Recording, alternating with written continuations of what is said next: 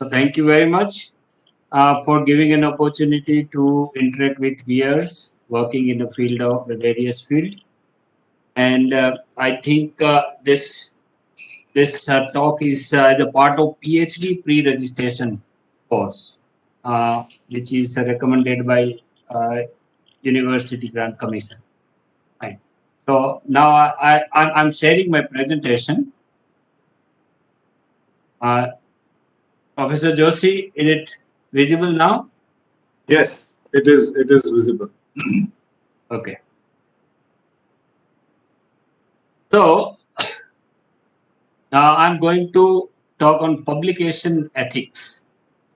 You know that research publication nowadays it is a very tough task if you wish to publish your research work in peer-reviewed journals.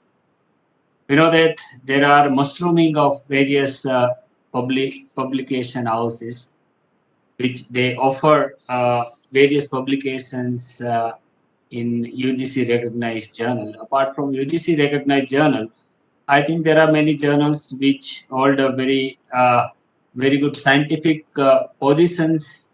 Fine, you leave this UGC recognized journal, then there are many other journals in which it is very difficult to publish your research papers. And when we are talking about publication, but natural, we think about the ethics. We talk about the ethics. Now, what is the meaning of ethics in real word of publication? Let's see. When we talk about ethics, we know that it covers the various aspect like values, research, various moral principles, ethical practices, rules of conduct, and rules of regulation. So these are various arms of ethics, various part of ethics which we are supposed to follow when we are publishing any research papers. Fine. So, what is ethics in research and why it is important?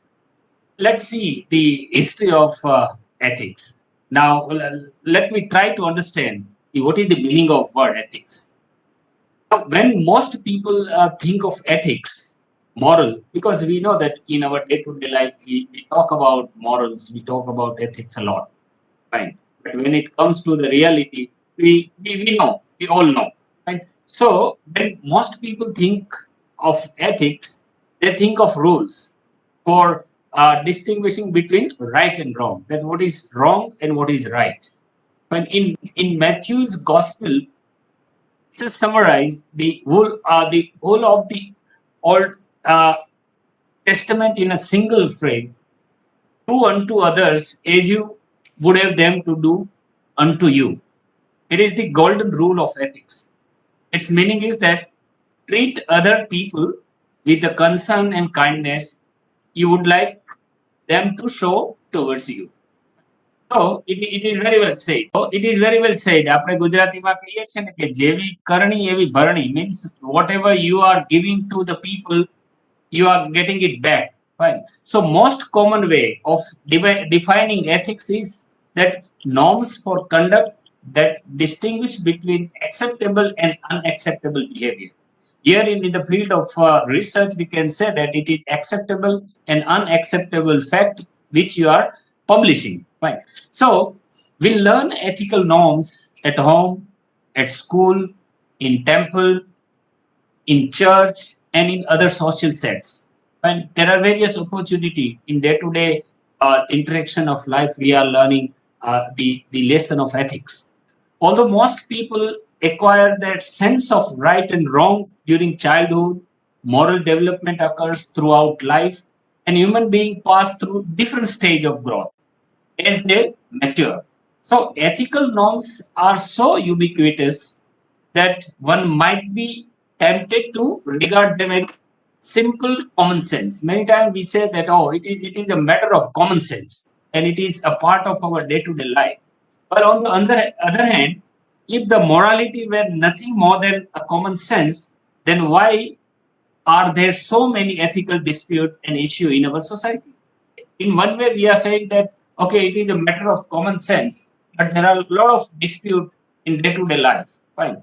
So one probable explanation of this disagreement is that all people recognize some common ethical norms, but interpret, apply, and balance them in different ways in light of their own values and life experience. Say, for example, two people could agree that murder is wrong, but disagree about the morality of abortion because they have different understanding of what it means to be a human being. Because we know that murdering a man and doing abortion, going for abortion, morally both are wrong, but we never agitate for abortion. Fine. So this is what is the interpretation of ethics in present day world. Fine. So most societies also have legal rules that govern behavior. Ethical norms tend to be broader and more informal than laws. Although most societies use law to enforce widely acceptable moral standards, and ethical and legal rules use similar concept, ethics and law are not the same. So an action may be legal but unethical, or illegal but ethical. We can say that action can be illegal, let it be unethical. And many times it is illegal, but it is ethical. Fine. So we can also use ethical concept and principles to criticize, evaluate, propose and interpret laws in many ways. Indeed, it is in the last century, many social reforms have urged citizens to disobey law they regarded as immoral or unjust laws. So, peaceful civil disobedience is an ethical way of protesting law or expressing political viewpoint, as Gandhiji were doing. Right? So, there we are ethically disobeying various laws. Right? So, and another way of defining ethics focus on the discipline that studies standards of conduct, such as philosophy, theology, law, psychology, and sociology. For example, medical ethics. It is someone who study ethical standard in medicine. I would like at this juncture I would like to give an example that a person who is suffering from some disease since long back, or a person who is brain dead, but the doctor cannot kill that particular person. Fine, because it is against ethics. But actually, killing that particular persons many times it is wish death we are talking about. Fine. So there are different ways we interpret the ethics. So one may also define ethics as a method procedure as far as the science is concerned. So ethics is a method, procedure, or perspective for deciding how to act and for analyzing complex problem and issues. When we think this particular definition with respect to our publication, say for example, in considering a complex issue like global warming, one may take an economic, ecological, political, or ethical perspective on the problem. Fine. Uh, Alternative to animal testing, say for example, let me think about the ethics when we are uh, uh, conducting practicals in lab. The alternative test methods are methods that replace, reduce, and refine animal use in research and testing. Many times we are using various lab animals for our experiments that we can replace in place of animal. We can use some other models.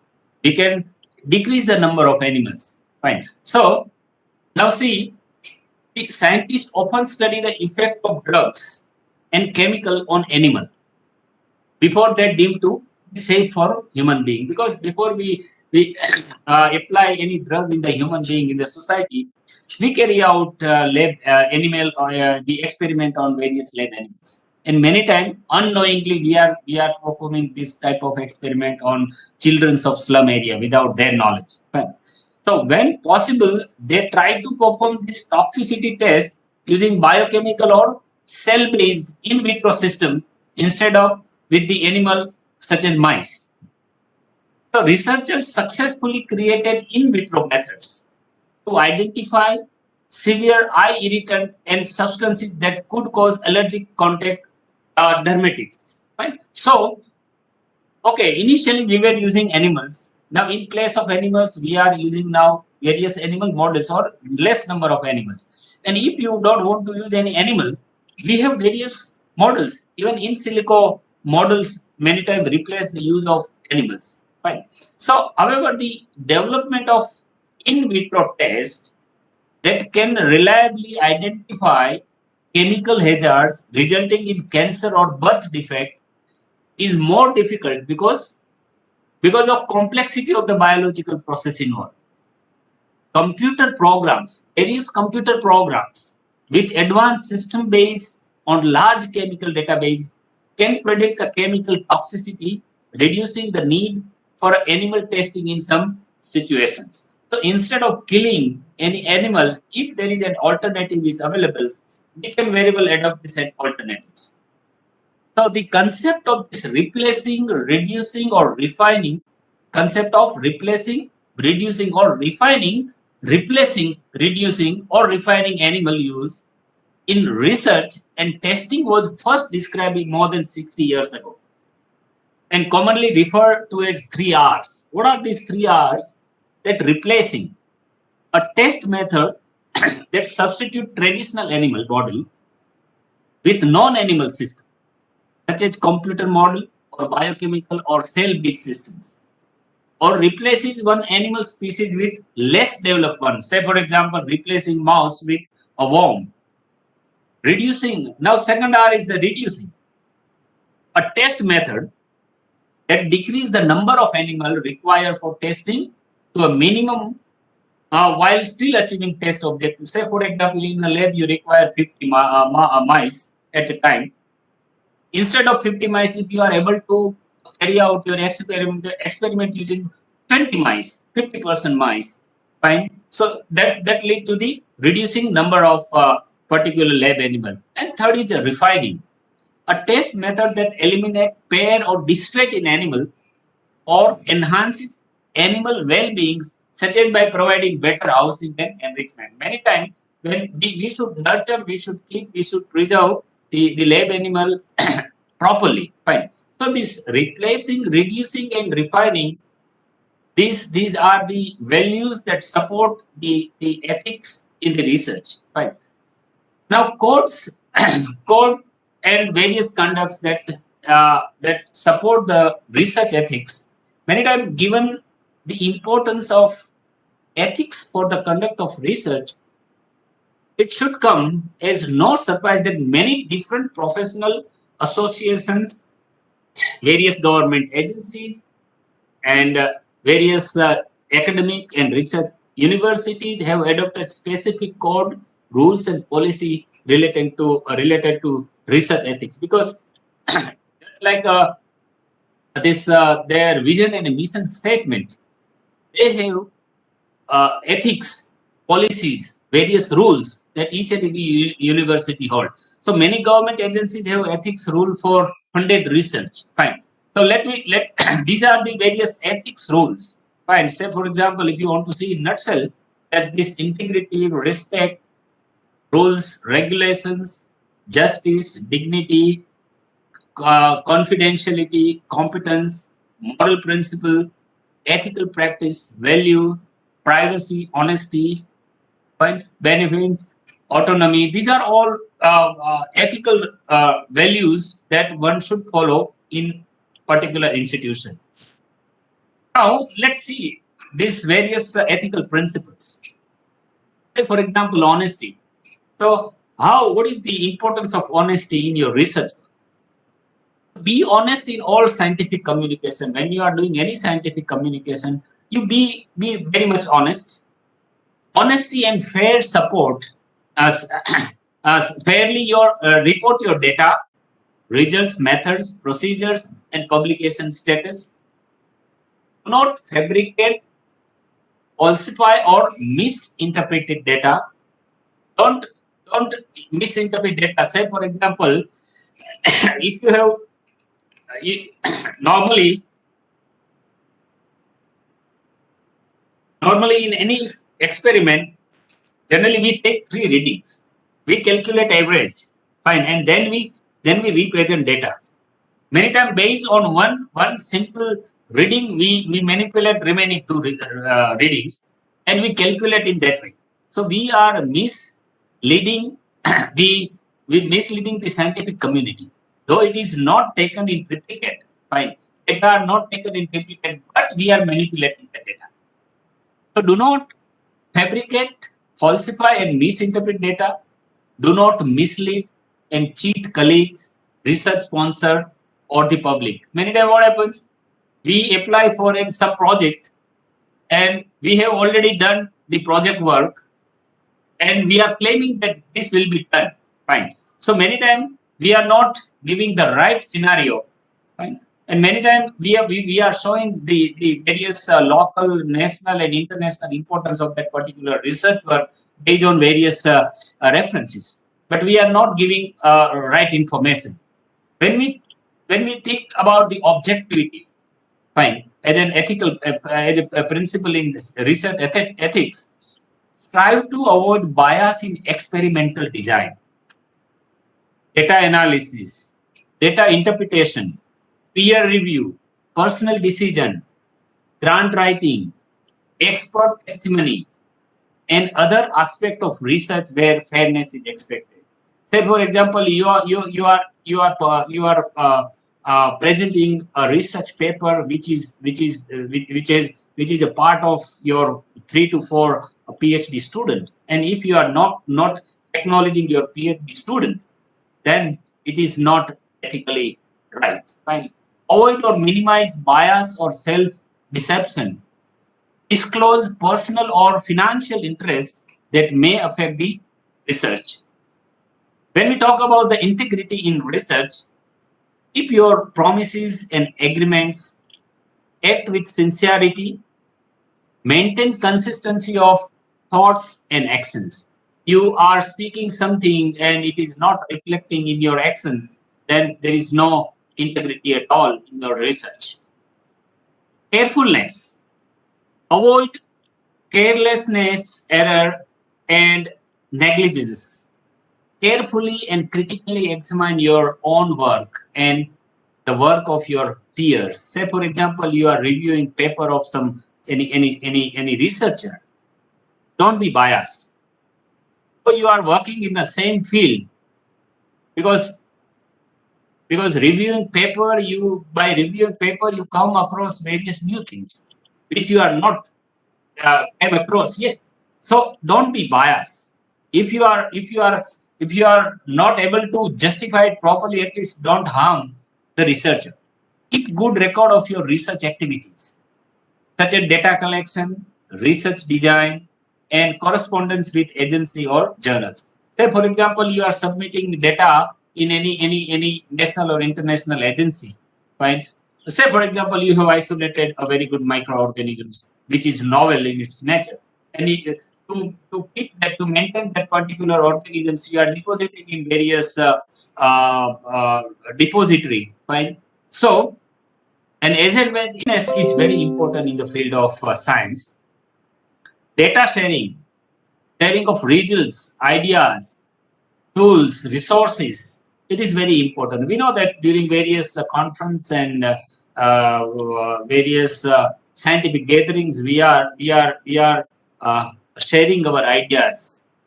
Fine. So because we know that sharing your ideas make your idea more stronger than whatever idea you have. Fine. So openly share your ideas, you share your results, fine, various tools and resources. Be open to criticism and new ideas, because we know that criticism is the best way to rectify the mistake in your ideas. Fine. It makes your idea more concrete than what you have in present. Transparency. Disclose methods, materials, assumptions, analysis, and other information needed to evaluate your research work. Whatever, because many time we are writing in a particular paragraph, these are our our finding, and in bracket we write data not shown. Why you are not showing your data? Then on which basis you are giving this conclusion? So disclosure is very important. Fine. And disclosure again, many times we write acknowledgement at the end of any paper. And if we publish in very good journal that this particular research work was carried out under the grant of so and so funding agency. Fine. So acknowledgement is very important. Accountability. Take responsibility for your part in the research. Be accountable. An explanation or justification of what you did on a research project and why. Because we know that nowadays many journals are asking that what is it? Say, for example, there are five authors in a journal. One is lead author, one is corresponding, and remaining are co-authors. So, what was the role of each particular person? Say, for example, the communicating author has conceptualized the research idea. Then experiment was carried out by lead author. Then refining of manuscript was carried out by a particular co-author. So explanation should be given at the end of your paper every time. Intellectual property.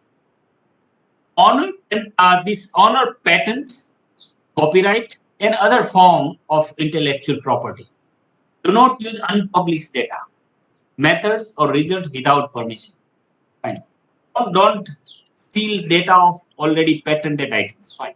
Give proper acknowledgement of credit for all contribution to the research and never go for plagiarism. We know that there are nowadays there are various tools and technique to find out various plagiarisms. We know that we nowadays, as suggested by University Grant Commission, we are using software Urkun. But if you go for other well advanced plagiarism software like Authenticate, fine, Turnitin, so you will find a huge variation in that particular plagiarism reports, right? So try to avoid plagiarism in your scientific write-ups. Confidentiality. Protect confidential communications, such as paper or grants submitted for publication.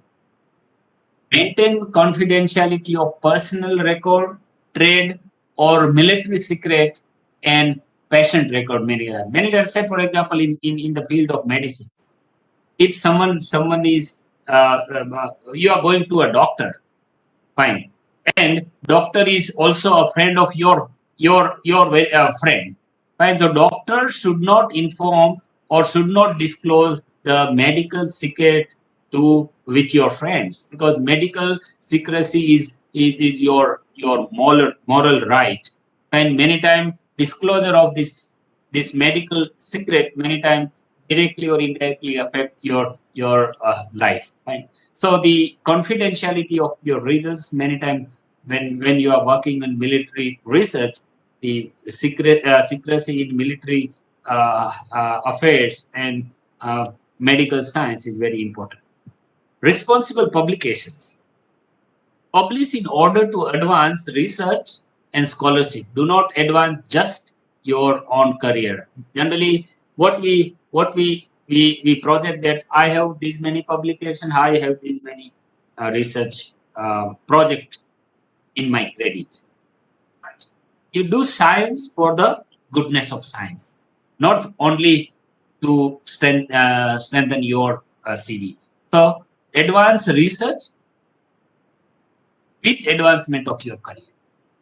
Avoid wasteful and duplicative publications. Many times we know that people are changing title of research paper. Many an incidents happened before 5 years. I came across a research paper that simply title was changed. It was in medical field. They would change title, remaining 100% text was copied. Fine. So this type of practice is also unethical. Responsible mentoring. To educate, mentor, and advise students. Promote their welfare and allow them to make their own decisions. Many times what happens, students, when students are approaching for any research work, fine, they generally ask that, sir, you in which field you are working, and it becomes mandatory for student to work in the field where his or her guide is working. But I don't believe in that philosophy. Students have marvelous idea. Many times students know better than you, and we learn from students. That openness should be with us, right? So you give a topic to a student of his or her choice, they can do wonder. Fine. So this the making that particular their own decision many times, because we know that students are a crown of any guide, provided you give them a proper freedom and guide them properly. Respect for colleague. Respect your colleague and treat them fairly, because it is an issue when I would like to discuss one incident in this respect. I I was participating in one international conference, and I came to know about one incident.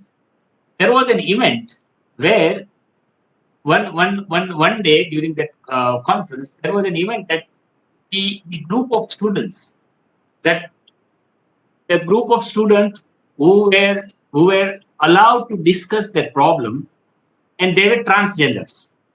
Fine.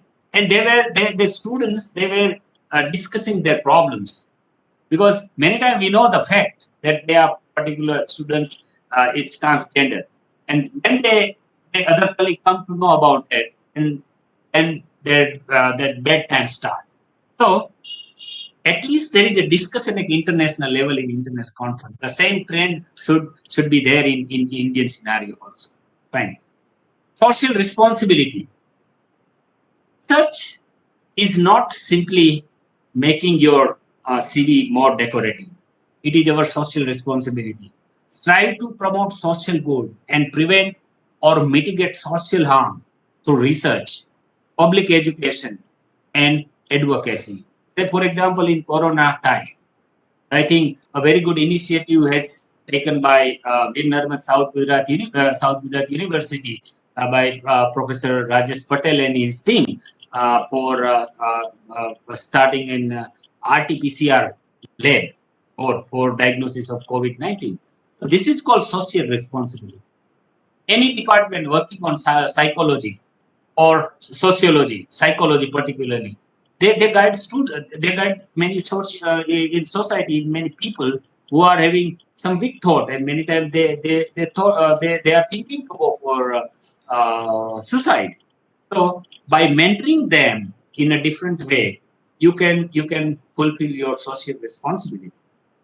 Avoid discrimination, because non-discrimination is very important in the field of science, because science never believe in discrimination, right? Because there is no word like discrimination in the dictionary of science in research. Avoid discrimination against colleague or student on the basis of sex, race, ethnicity, or other factors not related to scientific competence and integrity. Give give honor to each and every people or coming people from any part of the world. Competence. Maintain and improve your own professional competence and expertise through lifelong education and learning. Take steps to promote competence in the science as a whole. Many times what happens when some student or some colleague are extraordinary in his or her work. So instead of pulling their leg, give your hand, so that it becomes important for society also. Right. Legality. Know and obey relevant laws and institutional and government policy. It is your moral duty to obey the principle, various laws, and whatever conditions are given by the institution. You are bound to abide this when you are working with any particular. Animal care, for example, show proper respect and care for animal when using them in research. Do not conduct unnecessary or poorly designed animal experiment. Unnecessarily, don't kill animal. Recently, I don't know exactly, but one lab has kept one statue of mouse, who is knitting a DNA strand before 1 or 2 days. I saw in the newspaper. If I'm not wrong, it is today's newspaper that mice, instead of putting a statue of any great scientist, they have kept a statue of mice outside the research institution knitting DNA strand. So it is a respect for that lab animals, due to which we are having today this medical system. Human subject protection. When conducting research on human subject, minimize harm and risk and maximize benefits. Respect human dignity, privacy, and autonomy. Take special precautions with vulnerable populations. Try to distribute the benefit and burden of research fairly. Fine. So the human subject protection is also very important. So these were various ethical principles which are required, which are obeyed, which are given by various research institutions. Now, ethical decision making in research. Many times we are at the thought step, and where we are bound to make certain ethical decision in practically in our research life. The codes, policies, and principles are very important and useful in research. A set of rules do not cover every situation all the time, and they often conflict and hence require considerable interpretation. So it is therefore very important for researchers to learn how to interpret, assess, and apply various research rules and how to make decisions and to act ethically in various situations. Right? So let's take a few examples of ethical rule in research. Right? What happens in different situations? Say, for example, I am giving one case study. That, say, for example, the research protocol for a study of drug on hypertension require administration of drug at a different dose to 50 laboratory mice. Means one person is doing experiment and that person is required 50 mice at a particular time. With chemical and behavioral tests determine the toxic effect of a particular chemical. Right? Say, for example, that person is Tom. Tom has almost finished the experiment for Dr. Q, because Dr. Q has given one medicine to Tom, and Tom is conducting practical on a laboratory mice, and he is conducting practical on 50 mice. Fine. And during the conducting practical, he has only 5 mice left to test.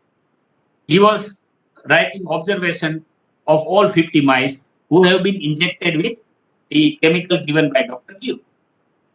However, he really want to finish his work in time to go to his native place. For example, he's going to Florida or anywhere on spring break with his friend who are living tonight.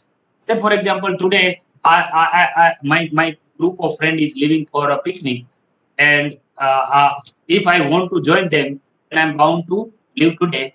I have only 5 mice left in my lab. So I just injected drug in all 50 mice, but has not completed all the tests. So therefore decision to conclude from 45 completed results to produce 5 additional results. So out of 50 mice, I have taken observation from 45 mice. I am not able to take observation from remaining 5 mice. So what to do under this situation? Because this situation might have arisen during your research time. So many different research ethics policy would hold that Tom has acted unethically by fabricating data. People are not talking that Tom has completed successfully 45 the observation of 45 mice, but he has left 5 mice, and he guessed that this would be in these 5 mice. If this study were sponsored by a federal agency such as National Institute of Health in USA, the Tom's action would constitute a form of research misconduct. As per norm, it is called research misconduct. and which government define as fabrication, falsification, or plagiarism as per law. Action that nearly all researchers classify as unethical are viewed as misconduct. Being a scientist, you can say, okay, no, it is not unethical at all. If the scenario is would have different, that he only taking reading of 5 mice and living 45 mice, okay, that is not ethical. Scientifically, it is wrong. But it is situation is other side. Right? So it is important to remember, however, that the misconduct occur only when researcher intended to deceive, mislead, or cheat. Honest error related to the sloppiness, poor record keeping, miscalculation, bias, self deception, and even negligence do not constitute any misconduct or should not be considered misconduct in research when we're talking about this ethics. Let me take example of, let me give you, discuss one more case. Say, for example, Dr. T had just discovered a mathematical error in his paper that has been accepted for publication in a journal. It happens many times. We are communicating our paper, and we later on we find that, oh, it was mistake. It was some error. The error does not affect the overall result of his research, but it is potentially misleading. Situation is that due to this error, there is no any overall effect on results, but that error is misleading. The journal has just gone through the press, so it is too late to catch the error before it appear in the print. And now this that it is going to print in the hard copy or in web. So in order to avoid embarrassment, Dr. T decided to ignore the error. Now this is the situation. See carefully that there are, because there are certain conditions. The research publication, they give you one copy, proof copy, that now this is the last opportunity. Now you cannot change the name of your author.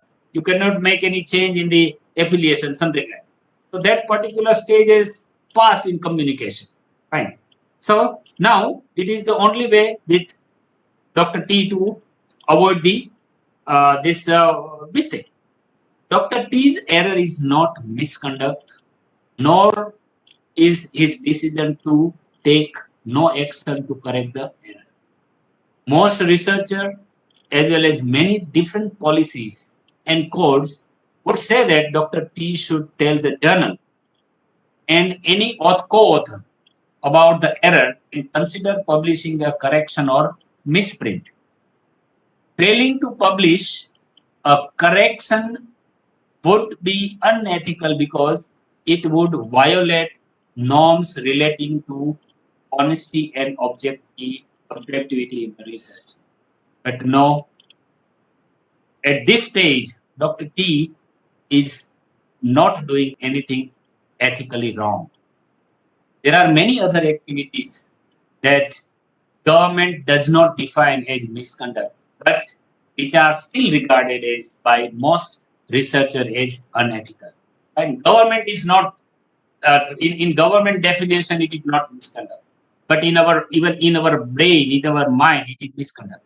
Fine. So these are some referred as other deviations. Say, for example, publishing the same paper in two different journals without telling the editors. This many people are doing. Submitting the same paper to different journal without telling the editor, because parallelly they are communicating with two journals. Because and whenever it is accepted in one journal, they withdraw paper from other journals.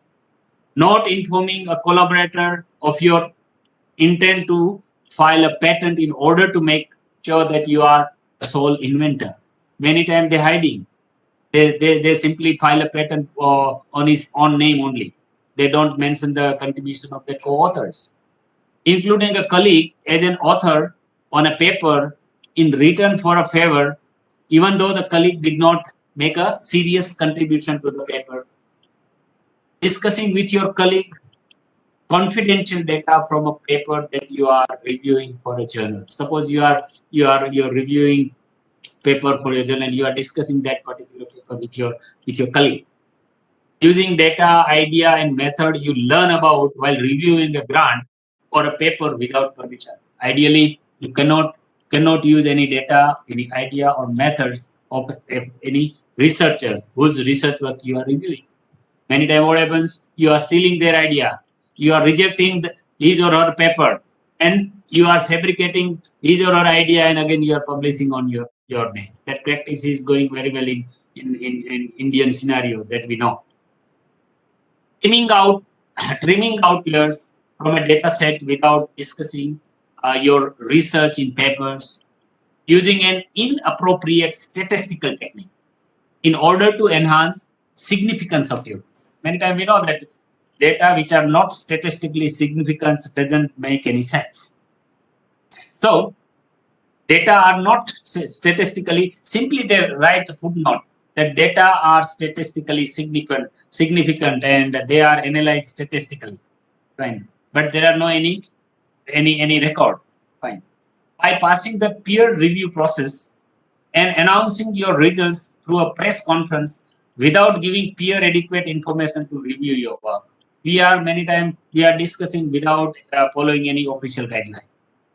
Conducting a review of literature that fails to acknowledge the contribution of other people in the field or relevant to your work. Because you might have seen in each and every slide of my presentation, I have mentioned from wherever I have taken this source material, it is our duty to acknowledge that from where it is taken. Right?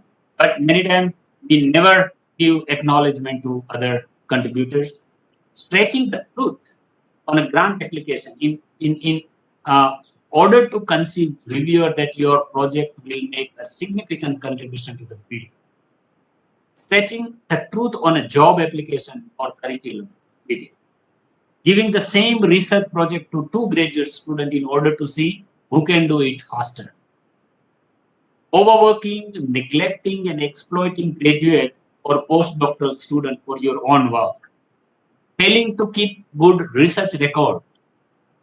Failing to maintain research data for a reasonable period of time. Making derogatory comment and personal attacking on your review and author submission. Because many times we are giving some such a comment that it is many times it is insult of the particular communicator. Promising a student a better grade for a sexual favors. Many cases are coming up in the society nowadays, you must be knowing. Using a racist epithet in the laboratory. Making significant deviation from the research protocol approved by your institution's animal care and use of committee or institutional review board for human subject research without telling them the committee or the truth. So, not reporting an adverse event in a human research experiment. Testing animal in research.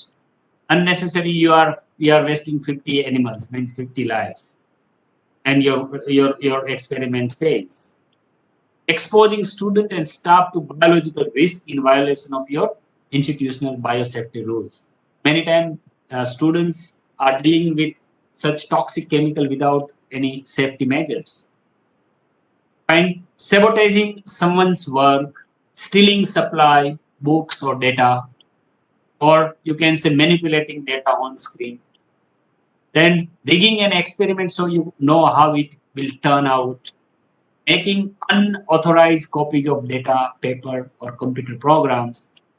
Owing, say, for example, $10,000 in stock in a company that sponsors your research and not disclosing its financial interest. So someone is giving you fund and you are not telling that this project was funded by so and so. And deliberately overestimating the clinical significance of new drug in order to obtain economic benefit. So these are various questions that are always always knocking door to researchers. I would like to discuss one last case in ethics in research. Say, for example, Dr. Wexford is the principal investigator of a large epidemiological study. So Dr. Wexford is doing epidemiological study in which on health area, in which he is working on 10,000 agricultural workers. So Dr. Wexford have data of 10,000 workers working in the agricultural field. She has an impressive data set that include information on demographic, environmental exposure, dietary regimes, genetics, and various disease outcomes such as cancer, Parkinson disease, and amyotrophic lateral sclerosis, which is a neurological disorder. So that particular Dr. Wexford have data related to this disease of 10,000 agriculture workers. Now she has to just publish a paper on relationship between pesticide exposure and pH and pesticide exposure in a particular prestigious journal. She is planning to publish many other papers from this particular data collected.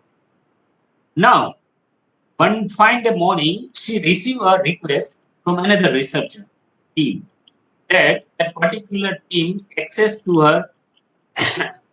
They want access to their data, complete data set. They are interested in examining the relationship between pesticide exposure and skin cancer. See, Dr. Wexford was working in other aspect with 10,000. They were that Wexford was working on 10,000 people in agriculture field, and they are exposed to pesticide and what other medical uh, uh, problems they are facing. But this group want to correlate the pesticide exposure and skin cancer, one disease of these 10,000 people. Dr. Wexford was planning to conduct a study on his topic, and this Dr. Wexford faces a difficult situation now. On one hand, now listen, on one hand, the ethical norms of openness oblige her to share the data with other research. Ethically, they should, because the Wexford was working on the grant of any government agency. Ethically, they should share data that Wexford and his team should share data with other groups so that a useful outcome can be worked out. Her funding agency may also have rule that oblige her to share the data. Now what happens? See, on the other hand, if she share data with other team, they may publish result that she was planning to publish, thus depriving her team of recognition and priority. Here it comes a question of IPR, intellectual property right. It seems that there are good arguments on both sides of his issue, and Dr. Wexford need to take some time to think about what he should do. Fine. So there you will find various now dilemmas.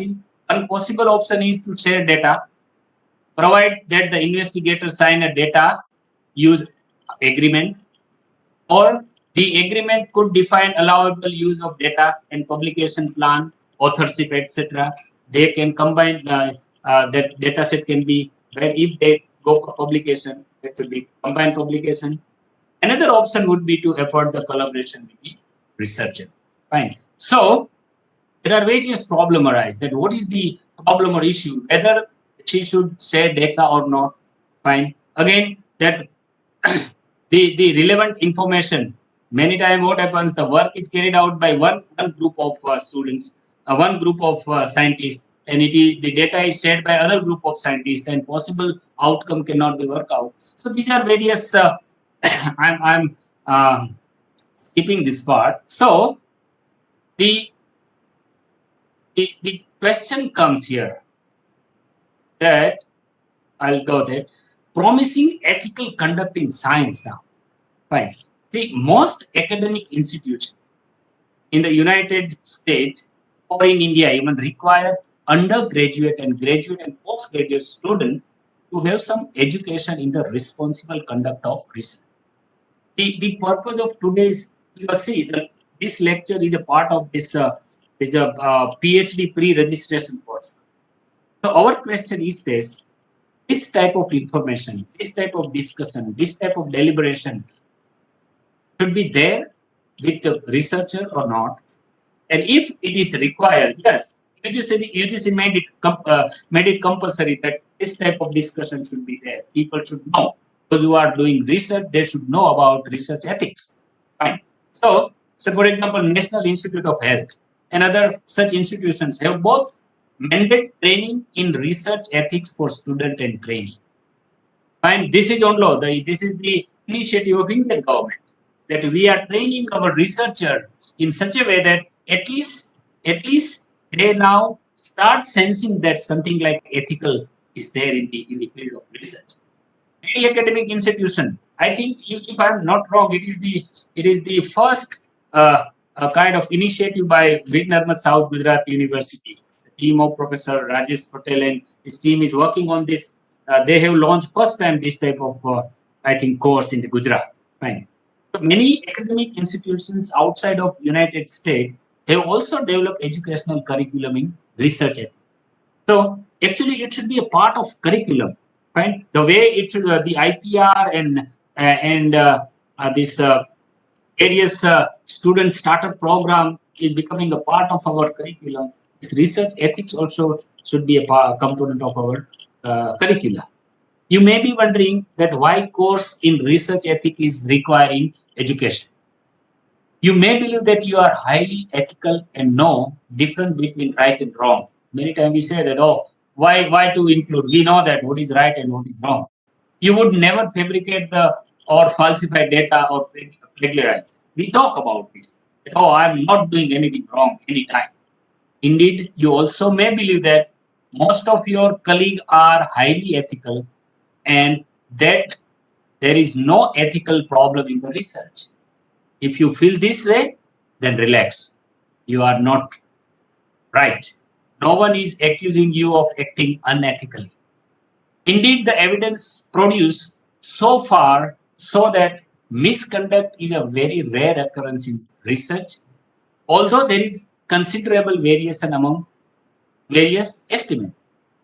A beautiful information you would like to know that the rate of misconduct has been estimated to be as low as 0.01% of researcher per year based on confirmed cases of misconduct in federally funded research as to highest 1%. This survey was 15% in the United States. Think about Indian scenario, the case of misconduct. It will be in double digit. Fine. So there is no evidences that science has become ethically corrupt, despite and some highly publicized scandals. Even if misconduct is the only rare occurrence, it can still have a tremendous impact on science and society because it can compromise the integrity of research, erode the public's trust in the science, and waste time and resources. We know that there are thousands of publications now in Delhi and many other cities that they are buying your thesis. You give money, they will give you thesis. On which subject you want thesis? Recently, I came to know across this type of reporting that people were buying thesis. They are writing thesis for you. They are publishing book for you. They are giving this ISBN number. Fine. So you will find many times the same ISBN number in 10 books. So this type of practice is going on in Indian scenario. Will education in research ethics help reduce the rate of misconduct in science? Is an obvious question. It is too early to tell. The answer to this question depends in part on how one understands the cause of misconduct. There are two main theories about why researchers commit misconduct. Fine. There are two theories that scientists have worked. That one theory is bad apple theory. Fine. So according to the bad apple theory, most scientists are highly ethical. Only researchers who are morally corrupt, economically desperate, or psychologically disturbed commit this misconduct. So they are bad apple in a bucket. And this rule applies to everyone. Now, moreover, only a fool would commit misconduct because science peer review system and self-correcting mechanism will eventually catch those who are trying to cheat the system nowadays. It is not possible to cheat nowadays. In any case, a course in research ethics will have little impact on bad apple, one might argue. According to other theory, that is stressful or imperfect environmental theory, misconduct occur because various institutional pressures, incentives, constraint encourage people to commit misconduct. Say, for example, pressure to publish or obtain grant or contract. If you are working in self-finance institute, and if self-finance management say that if you are not publishing one paper during the year, then the promotion you will not be given areas. You will not be promoted. And but nature, you will find thousands ways to publish, to make one publication, isn't it? Career ambitions, the pursuit of profit or fame, poor supervision of the student and trainee, and poor oversight of research. So these are a part of this imperfect environmental theory. So now, uh, uh, uh, to conclude that, if the director of a lab is named as an author on every paper, remember this statement. You try to understand carefully. This type of practice is very well going on in India and in our Gujarat. If the director of a lab is named as an author on every paper that come from his lab, even if he does not make any significant contribution, is this right ethically? What could be wrong with that? And our argument is that what could be wrong with that? That just the way it's done on our argue, but ethically it is absolutely wrong because a person who is working they should be given due credit. Fine. So if if deviations from ethical conduct occurs in research as a result of ignorance or a failure to reflect critically on problematic traditions, then a course in research ethics may help reduce the rate of serious deviation by improving the researchers' understanding of ethics and by sensitizing them to him or her the issue. Finally, education in research ethics should be able to help researchers to cope up with ethical dilemmas they are likely to encounter by introducing them to important concepts, tools, principles, and methods that can be useful in resolve dilemma. So, scientists must deal with a number of different controversial topics such as human embryonic systems, cell research, cloning, genetic engineering, and research involving animal and human subjects, which require ethical reflection and deliberation. So, with this, I would like to conclude my ideas on ethics.